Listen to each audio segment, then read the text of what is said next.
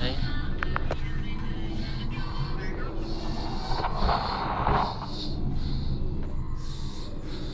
ไม่ยังไง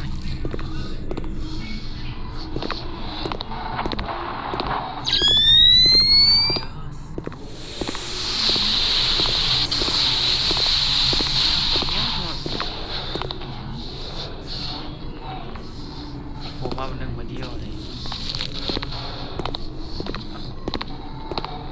พูดตรงนี้อย่างเลย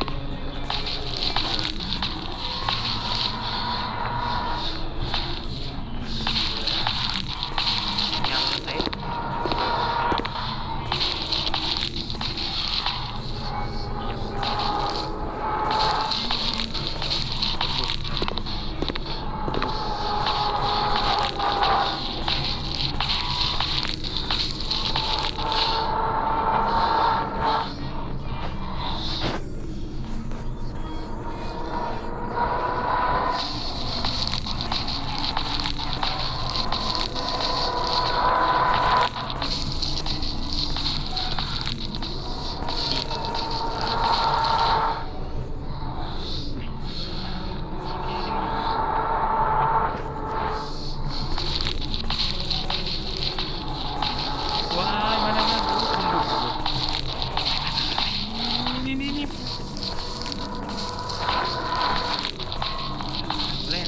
แล่นหมดเลย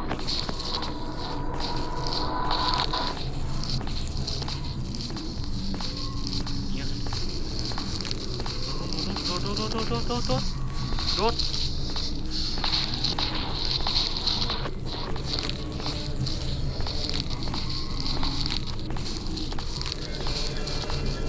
ไม่เล่น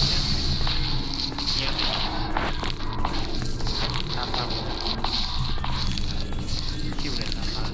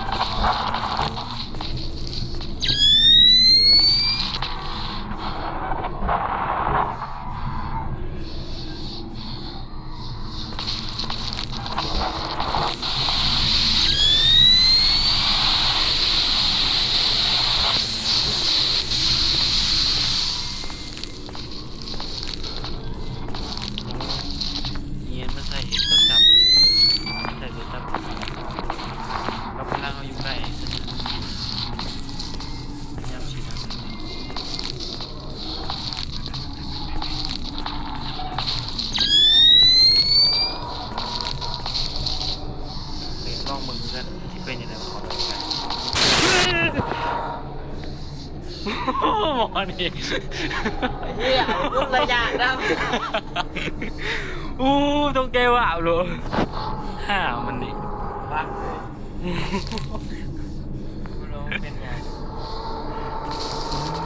ต้องให้เขาจบคลิปเพียงเท่านี้เนาะการเรียนตัวอะไรย่านเลย